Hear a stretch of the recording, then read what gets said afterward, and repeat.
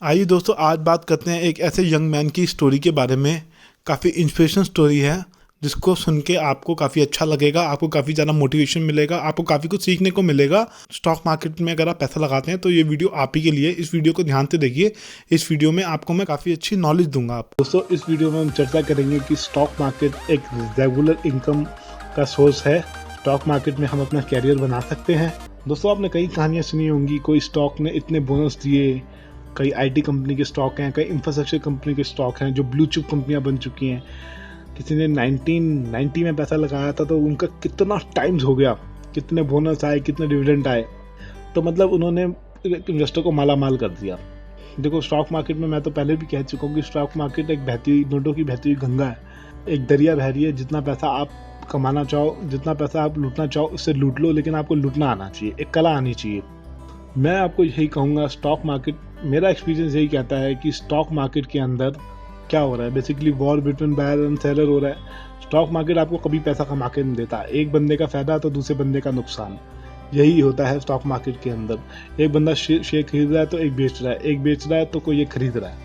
ये बात मैं क्यों कह रहा हूँ, मान लीजिए अगर कोई 100 रुपये का शेयर है वो 10,000 रुपये हो गया या 1 लाख रुपये हो गया। ऐसा भी होता है स्टॉक मार्केट के अंदर, क्योंकि स्टॉक जो स्प्लिट होता है, बोनस आते हैं, उसकी वैल्यू कम होती जाती है। मान लीजिए चलो 5,000 रुपये हो गया, तो अब आप क्या करोगे? आप उसको बेचने का ही सोचोगे। मतलब आप मान लीजिए अगर आपके पास 100 शेयर हैं, आप सोचोगे 20, 25 या 50 शेयर तो बेचूं, कुछ तो बेचूं।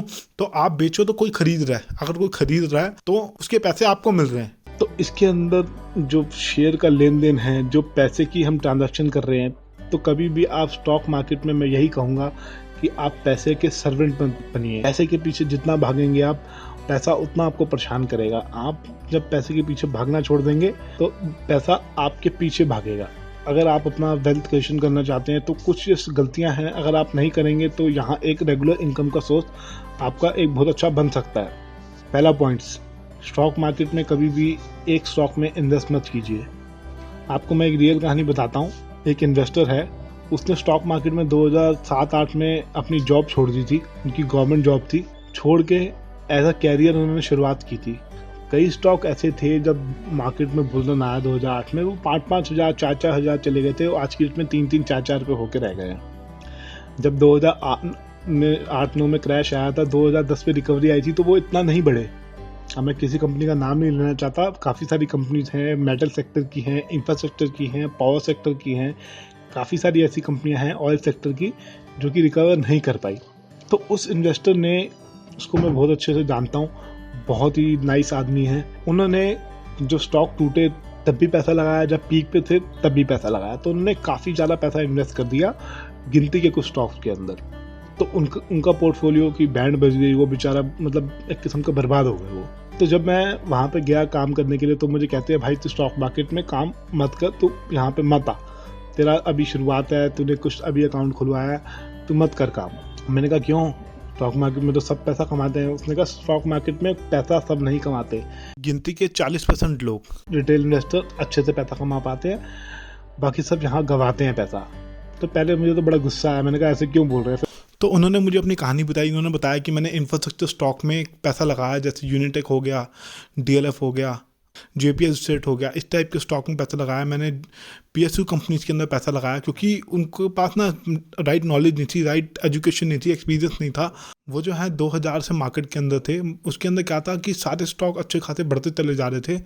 जैसे 2008 के अंदर रैली आई तो काफ़ी सारे स्टॉक ने हाई बनाया। उनको समझ नहीं थी, एजुकेशन नहीं थी। उनके जो ब्रोकर था उनका, उसने उसको मिसगाइड किया। शायद उस ब्रोकर की कुछ कमीशन होती होगी कि ये शेयर बिकवाओगे तो आपको इंसेंटिव मिलेगा। तो उन्होंने डाइवर्सिफिकेशन अच्छे से नहीं किया। उन्होंने 2-3 सेक्टर पे ही सारा पैसा लगा दिया। और जब 2008-2009 में मार्केट का क्रैश आया, जो बड़ा क्रैश आया, FIS ने काफ़ी सारे स्टॉक में परफॉर्म की। जो बेकार स्टॉक थे वो दोबारा रिकवर नहीं किए, जो अच्छे स्टॉक थे वो रिकवर करके वो कई गुना बढ़ गए। तो उनका पैसा काफ़ी ज़्यादा नीचे आ गया। तो फिर मैंने उनको कहा कि आपने सारा पैसा कुछ स्टॉक्स में क्यों लगा दिया? आपने अपने पोर्टफोलियो को डाइवर्सिफाई क्यों नहीं किया? आपने जानी मानी अच्छी कंपनीज में पैसा क्यों नहीं लगाया? ब्लू चिप कंपनी में, जिनके अंदर हेल्दी ग्रोथ आ रही है, जिनके बिजनेस काफ़ी प्रॉफिटेबल हैं, आपने उनमें पैसा क्यों नहीं लगाया? उन्होंने कहा कि कई मैंने स्टॉक ऐसे देखे थे जो 5-5 हज़ार चले गए थे, 3-3 हज़ार चले गए थे। जब वो आधे हुए तो मैंने उन स्टॉक में इन्वेस्ट कर दिया। तो कहने का मतलब ये है कि उन्होंने फंडामेंटल को ना देखते हुए, अपनी स्टडी को ना करते हुए ऐसे ही किसी स्टॉक में इन्वेस्ट कर दिया और वो स्टॉक नीचे आए तो उनका पोर्टफोलियो की बैंड बच गई। तो आपको एक इस चीज़ से ये बात सीखने को मिलती है कि कभी भी एक स्टॉक के अंदर पैसा नहीं लगाना चाहिए, क्योंकि अगर एक कंपनी डूबेगी तो आपकी वाट लग जाएगी। आप हमेशा डाइवर्सिफाई कीजिए पोर्टफोलियो को। एक किसी भी सेक्टर का स्टॉक उठाते हैं तो उसके ब्लू चिप स्टॉक उठाइए, लीडर को उठाइए, उस सेक्टर के लीडर को उठाइए। आप उस कंपनी को लीजिए जो विनर है, जिसके काफ़ी अच्छी मार्केट में डिमांड है, काफ़ी अच्छी उसकी सर्विस है या प्रोडक्ट है जो मार्केट में काफ़ी बिकता है, जिसका बिजनेस काफ़ी प्रॉफिटेबल है। तो दोस्तों, इससे हमें एक बात सीखने को मिलती है कि हमें एक अपने अंदर एक घमंड नहीं आने देना चाहिए, ईगो नहीं आने देना चाहिए कि अगर मेरा एक पर्टिकुलर स्टॉक से नुकसान हुआ है तो मुझे उसी से रिकवर करना है। आपको रिकवर करने से मतलब है, आपको अपना लॉस रिकवर करने से मतलब है। जरूरी नहीं है कि आपको खुंदस निकालनी है उस कंपनी से। मान लीजिए अगर आपका नुकसान इंफ्रास्ट्रक्चर कंपनी से हो गया तो ऐसा नहीं है कि उसी से रिकवर करना है। आप किसी और ट्रेन में बैठ सकते हैं जो ट्रेन ऊपर की तरफ जा रही है, किसी और स्टॉक को पकड़ सकते हैं, वहाँ से आप अच्छा प्रॉफिट कमा सकते हैं। क्योंकि अगर आप एक ही जिद को पकड़ के रखेंगे कि मुझे उसी से रिकवर करना है, या फिर अपनी सोच को नहीं बदलेंगे, आप अपना काम करने का तरीका नहीं बदलेंगे, तो आप कभी भी कामयाब नहीं हो पाएंगे। तो आप स्टॉक मार्केट से अच्छा रिटर्न नहीं कमा पाएंगे। आपको अपने आप को बदलना होगा टाइम के हिसाब से। जैसे चीज़ें बदल रही है, जैसे टेक्नोलॉजी बदल रही है, आपको चीज़ों को समझना होगा। अगर आप इन सब चीज़ों को नहीं समझ पाते तो मैं आपको सोल्यूशन देता हूँ। आप निफ्टी ETF में इन्वेस्ट कर सकते हो या म्यूचुअल फंड के थ्रू जा सकते हो। जरूरी नहीं है अगर आपका स्टॉक मार्केट से नुकसान हो रहा है, आप नहीं समझ पा रहे चीज़ों को, तो यहीं से आपको रिकवर करना है। आपका वहाँ से भी रिकवर हो सकता है पैसा, लेकिन उसके लिए थोड़ा टाइम लगेगा। तो उसके बाद क्या हुआ, उन्होंने 2009-8 में कुछ गिनती की सिलेक्टेड कंपनियां हमने डिस्कशन किया, उन्होंने सिलेक्ट की। वो कंपनियां आज की डेट में 100% बढ़ चुकी हैं, 100 टाइम्स बढ़ चुकी हैं। तो उनका मेरे हिसाब से पैसा आज की डेट पे रिकवर हो चुका होगा। अभी तो मेरी कंडीशन ठीक नहीं है तो मैं उनसे मिलने नहीं जा पाया। उन्होंने कहा कि मैं स्टॉक मार्केट में काम नहीं करूँगा। उन्होंने एक छोटा सा अपना जनरल स्टोर खोला, वहाँ पर अपना वो चला रहे हैं जनरल स्टोर, और स्टॉक लेके छोड़ के भूल गए वो। तो दोस्तों, इस कहानी से हमको एक चीज़ सीखने को मिलती है, स्टॉक मार्केट में आप कभी भी लमसम इन्वेस्ट मत कीजिए, सिस्टमेटिक वे में प्लानिंग करके काम कीजिए, रिसर्च करके। तो स्टॉक मार्केट में आप ये सोच के चलते हो कि मैं पैसा कमाऊंगा, तो स्टॉक मार्केट में ये भी सोच के चलो कि पैसा आप जो लगा रहे हो वो आधा भी हो सकता है और ख़त्म भी हो सकता है अगर आपने किसी गंद फंडामेंटल कंपनी में इन्वेस्ट कर दिया। तो जनरली क्या होता है, रिटेल इन्वेस्टर जो अच्छे फंडामेंटल स्टॉक होते हैं उनको निकालता जाता है और बेकार स्टॉक अपने पोर्टफोलियो में ऐड करता जाता है। क्योंकि जनरली क्या होता है, जो अच्छे फंडामेंटल स्टॉक हैं वो बहुत जल्दी अच्छा रिटर्न दे जाते हैं इन्वेस्टर को। तो आपको कोशिश ये करनी है अपना रिसर्च करके अच्छे फंडामेंटल स्टॉक में इन्वेस्ट करना है जो 100% 200% बढ़ सकते हैं। किसी की टिप पे काम नहीं करना, अपनी खुद की रिसर्च करनी है।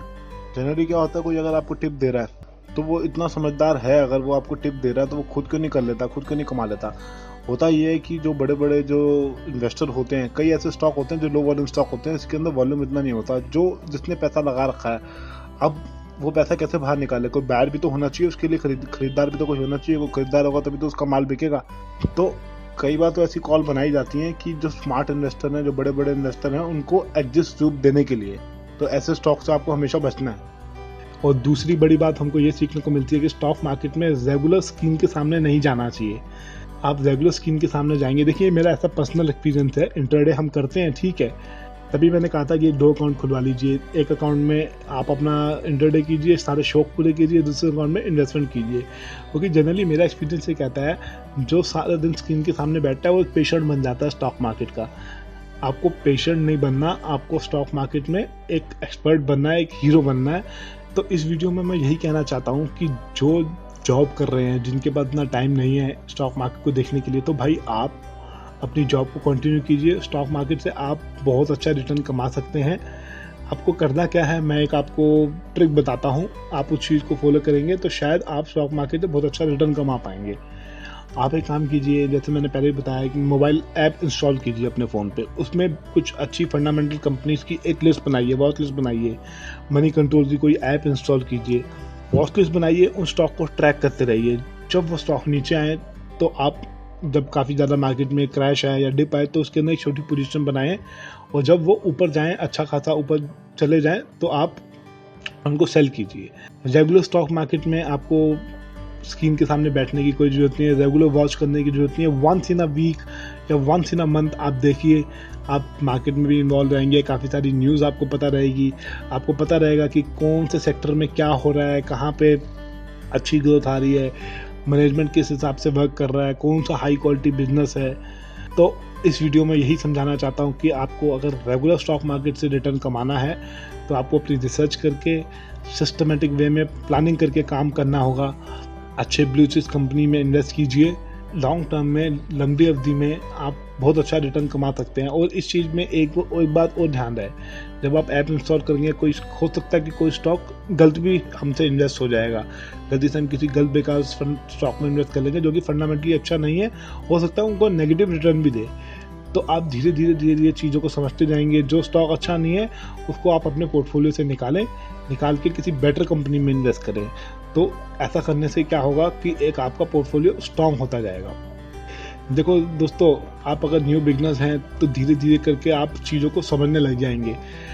Nothing is impossible. अगर आप कमाना चाहते हो पैसा, मार्केट में कुछ करना चाहते हो, इस दुनिया में ऐसा कोई काम नहीं है जो कि असंभव हो, जो कि ना किया जा सकता हो। करने वाले की हिम्मत होनी चाहिए।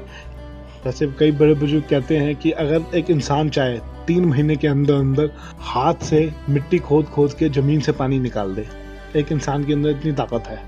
तो दोस्तों, सब कुछ पॉसिबल है अगर आप करना चाहो तो। दोस्तों, इस वीडियो के अंदर जो स्टॉक के नाम लिए गए हैं उसमें मेरी तरफ से आपको बाय सेल होल्ड की कोई रिकमेंडेशन नहीं है। आप कोई भी शेयर खरीदने से पहले अपने फाइनेंशियल प्लानर और फाइनेंशियल एडवाइजर से सलाह करने के बाद ही कोई बाय सेल होल्ड का डिसीजन लीजिएगा। धन्यवाद। अगर आपको वीडियो अच्छा लगा तो इस वीडियो को लाइक कीजिए और अपने कमेंट दीजिए। धन्यवाद।